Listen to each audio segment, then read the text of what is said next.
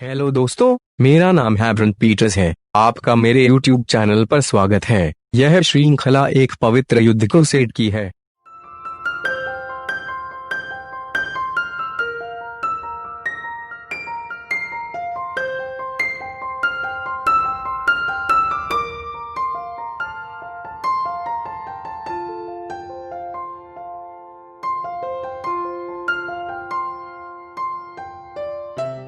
पिछले 4 दशकों के दौरान ऐतिहासिक ईसाई धर्म युद्ध या क्रूसेड चर्चा के विषयों में से एक बन गया है। आजकल इन असाधारण घटनाओं को समझने और उनकी व्याख्या करने की जिज्ञासा लोगों में बढ़ती जा रही है।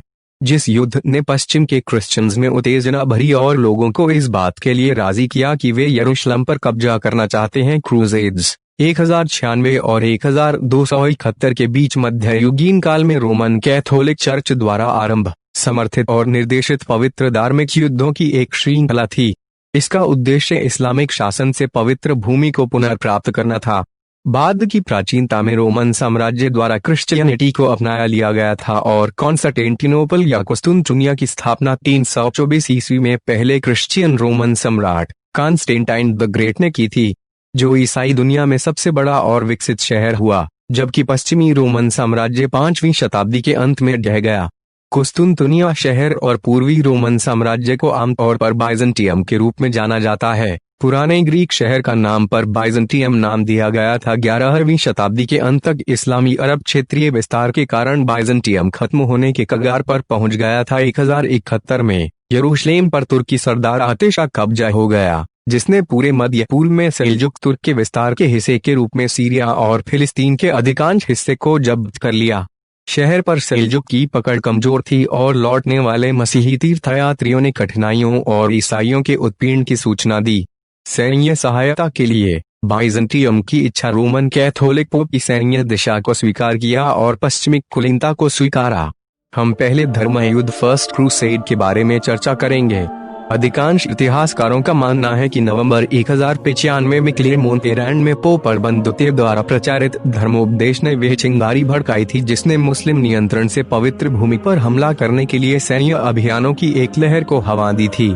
इसे ईश्वर के निर्देश के रूप से स्वीकृत किया गया। इन अभियानों को अक्सर क्रूर लड़ाई में शामिल किया जाता है, जिसे धर्म युद्ध या क्रूसेड के रूप में जाना जाता है। इसमें मूल रूप से यीशु मसीह के जीवन से जुड़े धर्म स्थलों तक पहुंचने की इच्छा थी। सर्वोपरि पवित्र से प्रचार यरूशलेम, जिसमें यीशु मसीह की कब्र को प्राप्त करने की तीव्र इच्छा थी। पापों से मुक्ति और अनंत जीवन का वादा क्रूसेडर्स से किया गया था, जो पूर्व में भूमि और धन प्राप्त करने की आशा करते थे। पोप अर्बन द्वितीय एक प्राकृतिक नेता थे। वे एक वाक्पटु वक्ता थे जो अपने शब्दों का इस्तेमाल अपने दर्शकों को लुभाने और मनाने में सक्षम थे। बाइजेंटियम सम्राट एलेक्सियस प्रथम से मदद की दलीलें प्राप्त करने के बाद अर्बन ने अपना प्रसिद्ध भाषण दिया, जिसमें 1095 में क्लरमोंट की परिषद में मुसलमानों से पवित्र भूमि की मुक्ति के लिए लड़ने को ईसाइयों को बुलाया गया था। सम्राट एलेक्सियस ने एक राजदूत को पोप से मदद की आशा लिए भेजा था, क्योंकि अधिकांश बाइजेंटियम अनातोलिया पर तुर्क द्वारा आक्रमण करके कब्जा कर लिया था। सम्राट ने बाइजेंटियम के पतन को रोकने के लिए और मुसलमानों द्वारा ईसाई पवित्र अवशेषों के संभावित अपवित्रता से बचने के लिए पश्चिमी यूरोप की मदद मांगी। संभावित यह पश्चिमी क्रिश्चियन यूरोप के लिए एक खतरा था, जो एक और बड़ा इस युद्ध का प्रेरक था, जिसने पोप को शामिल होने के लिए बाध्य किया। यह चर्च के लिए एक बड़ा झटका होता अगर बाइजेंटियम साम्राज्य गिर गया होता और सब पवित्र स्थान नष्ट हो जाते। इसीलिए पोप को यह कठोर कदम उठाने की जरूरत पड़ी कि बाइजेंटियम साम्राज्य को जीवित रहने के लिए आवश्यक है। उनके शक्तिशाली भाषण ने साबित कर दिया था कि वे इस कार्य के लिए सही नेता थे। युद्ध की घोषणा पर सेना में मानक से अधिक संख्या में लोग आ गए थे। हजारों लोगों ने पूर्व में दुश्मन के खिलाफ हथियार उठाकर और तीर्थ की ईसाई सलीब लेकर चल दिए। फ्रांसीसी पादरी पीटर द हर्मिट ने पीपल्स क्रूसेड के नाम से जाने जाने वाले यूरोप के हजारों गरीब ईसाइयों का नेतृत्व किया। कुलीन और किसानों ने बड़ी संख्या में युद्ध के बुलाहट का जवाब दिया और यूरोप भर में बाइजेंटियम साम्राज्य की राजधानी कॉन्स्टेंटिनोपल तक पैदल गए। बाइजेंटियम सम्राट के समर्थन से आर्मेनियाई ईसाइयों द्वारा निर्देशित शूरवीरों के साथ आधुनिक तुर्की और सीरिया में सेल्जुक नियंत्रित क्षेत्रों के मध्य से यरूशलेम तक मार्च किया। क्रूसेडर्स ने अनातोलिया पर जीत हासिल की।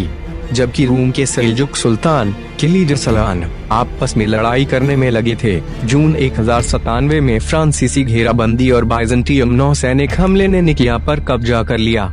अनातोलिया के माध्यम से जाते हुए इससे पहले कि दो रिलायों में तुर्की के हल्के ढंग से बख्तरबंद तीरंदाज घुड़सवारों का सामना करे, क्रूसेडर्स को भूखमरी, प्यास और बीमारी का सामना करना पड़ा था।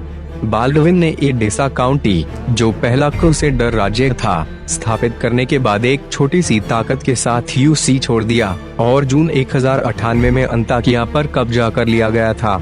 जून 1099 में क्रूसेडर यरूशलेम पहुंच गए और 7 जून से 15 जुलाई 1099 तक हमले के द्वारा शहर पर आधिपत्य स्थापित कर लिया। क्रूसेडर्स ने यरूशलेम की 5 सप्ताह की घेराबंदी, जिससे 15 जुलाई 1099 यरूशलेम पर कब्जा हो गया।